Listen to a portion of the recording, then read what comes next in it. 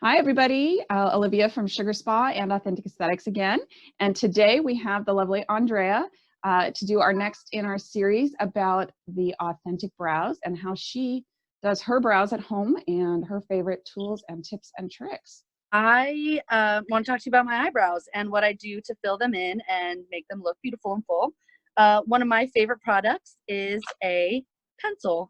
I love brow pencils. I've tried powders, I've tried pomades, I've tried all different kinds of things, and pencil is the most consistent coverage that I get, and I have a lot of corrective work to do. And what I mean by that is if you look in my eyebrow here, I've got some gappage going on. Also, this eyebrow, even though you can see hair, it's not quite dark, so I like to fill that in so they look like they start at the same point.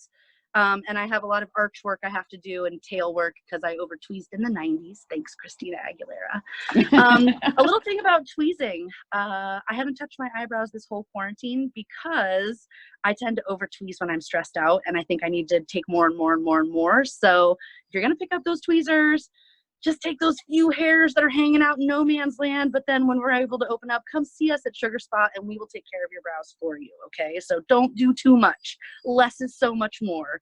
We can take it, we can't put it back. So just remember that, okay? So now I'm gonna get into what I do during the morning time routine when I'm doing my brows. I love this pencil because it has a spoolie on one end and I like to brush my eyebrows. So the first thing I do is I brush my eyebrows up, just straight up. Again, don't mind all the hairs because I haven't touched them in a while. So now that that's all brushed up, then I take it and I do what I call the brow comb over. And I use my spoolie to get the hairs kind of lined up the way that I want them so I don't have a lot of flyaways. Then I start at the front of my eyebrow. And I like to start at the bottom and I draw a soft line. And while I'm doing this, I feel my brow bone underneath the pencil because you don't want to go too high up or too far down, or else you can look kind of droopy-eyed or like you're always surprised, and we don't want that. So I do the bottom, and it can look a little dark because I will blend it later, but you can already see I've extended my eyebrow down a little bit right there because I want more length in the front. After I get my bottom line, I go up to the top and I do basically the same thing. Basically, I'm outlining my eyebrows. When I get to this part, which is where I have no hair, I draw it in. So I come around the top like this, give myself a little bit of an arch. This is hard to do outside, so just bear with me on this. And then I do short and choppy strokes in the front so that it doesn't look, I'm not like pushing the pencil really hard on and like creating like a Sharpie brow. That's not what we're going for here at all. We want it to look as natural as possible. And I just keep kind of filling it in as I see fit, coming around the back like this and underneath the arch. So look at that. I mean, what a difference, right? Like, I believe eyebrows make such a difference on your face. So take care. Don't be afraid, but like, take care. If it's looking a little dark or a little too diva for me, I take my spoolie and I go through and I just gently brush the comb over it. And it just softens up the pencil so that it looks a little bit more natural. The natural hairs show through so you can actually see my eyebrow hair. Now on this side, I have to be a bit more careful. This side is already more full than this side is, and it starts about where I like my eyebrows to start. So on this side, but I follow the same procedure. I start on the bottom, and I go gently, just soft strokes. I'm not putting too much pressure on the pencil because my hair is wily on this side, super curly. Need a trim, Olivia. Can't wait till we can get back in the spa and we can all do each other's eyebrows. My brows need your love so hard. So I do the exact same thing. I fill in underneath. I can feel my brow bone. You know, play around with it. You got to feel where your brow bone is. Only you really know where it is when you're doing this. And you can see I totally messed up. I got too much pencil right there. I just take my finger and swoop it away. It's not that difficult. That's why I love pencil, because it comes off pretty easily when you want it to. A lot of people don't like pencil because it comes off pretty easily, but you can actually help that with some brow gel. And I'll tell you about that in just a second. So these are not my most even brows because, to be perfectly honest, since we've had this shelter in place, I haven't done my brows that often. But I noticed there was a little bit of gapping. So what I like to do also is that when I look in the mirror, I just kind of see if there's any gaps in my eyebrows, if it looks way too light in one spot or way too dark in another. And I just mess with my pencil, kind of filling in where it looks a little lighter than normal. Oh yeah, I need to be sugared so bad. These brows are out of control. This is a little thick for me, so I just take my pinky and I drag it across the top and it thins it out a little bit, gets that line a little straighter. I don't even use a Q-tip. Why waste the Q-tip? My fingers are free and they're right here in front of me. Yes. So now on the underside here, I don't have any Q-tips out here. If I did, I'd wet a Q-tip and just get up in there a little bit because I went a little thick. That's because I have hair overgrowth happening in my brows right now. Better more than less, ladies. Remember that. Don't we all? Yeah, especially at this age. So this side, again, I like to comb it out, make it look a little smoother, a bit more natural. And then brow gel.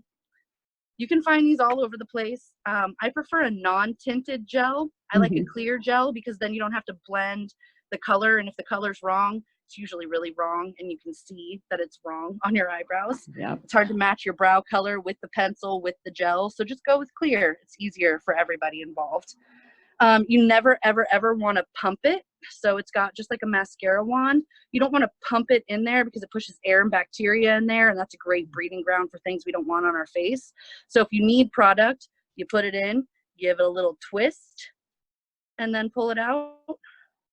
Now, you can put brow gel on before pencil, after pencil, during pencil, in the middle of the day, whenever you want. If just so you know, like hairspray, the more you put on, it can build up. So keep an eye on that. Some products flake. You'll have to try and see what works best for you. And then I very gently, I'm barely putting any pressure at all, just kind of coat those top hairs with a little bit of brow gel just because I want them to stay right where they are. If one's getting a little out of place, I can take the point of my brush and just move it into place. Oh, look at that little tail just got pointy. That's lovely. And then I do the same thing on the other side, just gentle strokes. Always kind of going with the flow of your brow. If you're brushing it backwards, it's going to get all funky and it's going to stay that way. We don't want that. So Andrea, I have a question for you. Yes. I know you worked in makeup. When you and I met, you were working in a makeup store. Do you do your brows before the rest of your makeup, your foundation and all of that, or do you do them after? So there's great debate in this, right? In the makeup world. I personally do my eyebrows first because I treat it like they've been there the whole time. So I always do my eyebrows first because I can clean up edges with my foundation when I put it on, like take my brush or my sponge or whatever I'm applying my foundation with and like clean up the edges. I like to do my mascara, my eyes after my brows are done because I kind of get a better idea of how my makeup is going to look that day. I always do my brows first. A lot of people do them last. And I think that's weird because if you mess up and you go to like clean a spot, I just removed all the makeup I put on my face, trying to remove a little bit of brow product. So it's that's like, a good point. Yeah. So yeah, awesome. I always do them first. Awesome. And I've been drawing my eyebrows in for, well, like I said, the 90s were not kind to me for a long time. And they have evolved over time, for sure. I'm going for a little bit thicker, more natural looking brow right now. But don't be afraid to mess around, you know. Try different colors. I have a blonde pencil in my bag because in the summertime my hair gets a little lighter. So I like a little bit lighter of an eyebrow because when you have like lighter hair and really dark brows, it doesn't give the effect that I'm looking for. But you know, do your personal preference, you know, but come see us at Sugar Spa. We can do a consult on your brows, talk about the shape, where the arch is, kind of where we want it to go. We can tint them for you. We are going to be carrying some brow products here that we can match to your brow color. So reach out for help. We're here for you always. Awesome. Thank you so much, Andrea. That was great information. And I'm glad to see you're using a pencil because I used that a lot when I was a makeup artist. I don't use it myself anymore.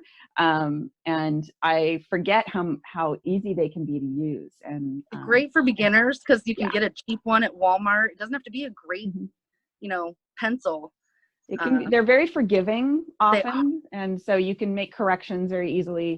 So yeah, that's fantastic. Thank you so much. And If you have any questions or comments, please feel free to put them down below. And we're always open to suggestions on what you want to see in future videos. And Yes. we look forward to seeing you next time. Yeah. Stay safe and healthy, everybody.